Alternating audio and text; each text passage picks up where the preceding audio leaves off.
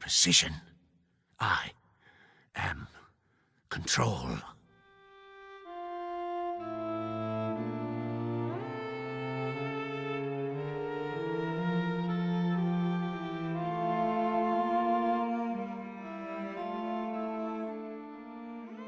Through years of imprisonment, Mek Kamoses has focused upon a single goal: revenge.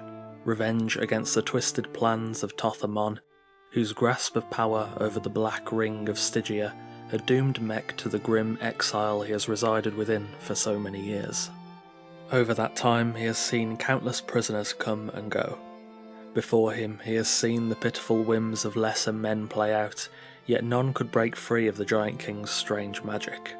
They became content with the slaving, the pillaging, mead-sodden nights in Sepameru, and through that haze none would find freedom. Mek, however, remained focused. For years he would search for the key that would free him, no matter how long it may take.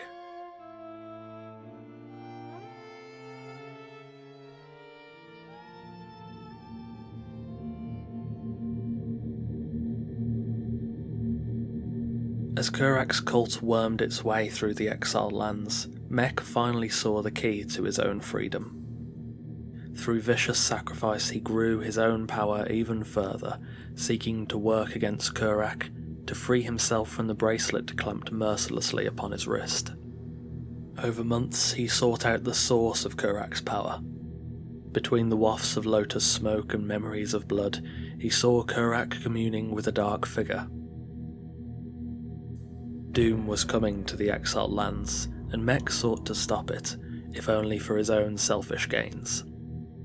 He sent yet another prisoner, the Exile, into Kurak's lair. A few hours later, the Exile would emerge. Coated in cobwebs, blood and shavings of iron, the Exile delivered the head of Kurak as promised. Taking his reward and retreating into the night, the Exile disappeared from view, and Mek's ritual was now a reality. With the head of Kurak and the captured princess, Mek was prepared to destroy the arcane magic that had bound himself and so many others to these lands.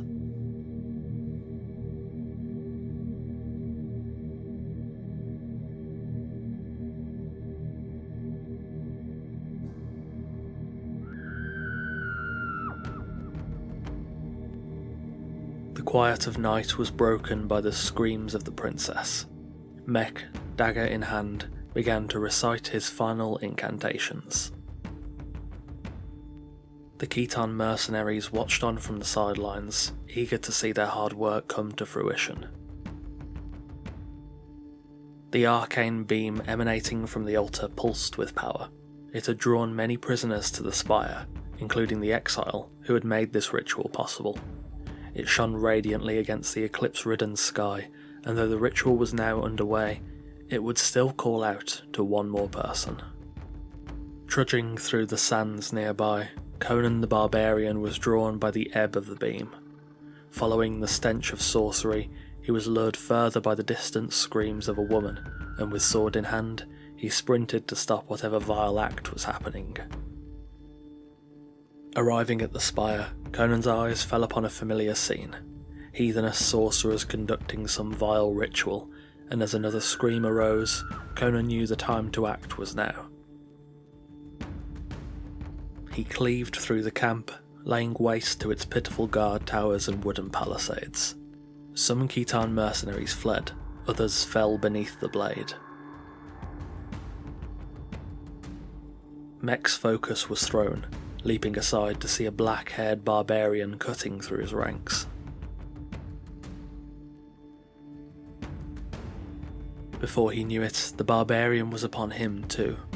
Knocking him to the ground, Conan raised his sword and brought it down upon Mek.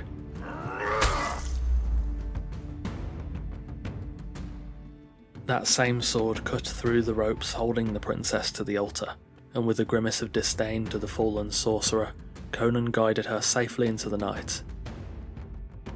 In but a few moments, months of Mek's diligent work had been burnt to ash in his hands.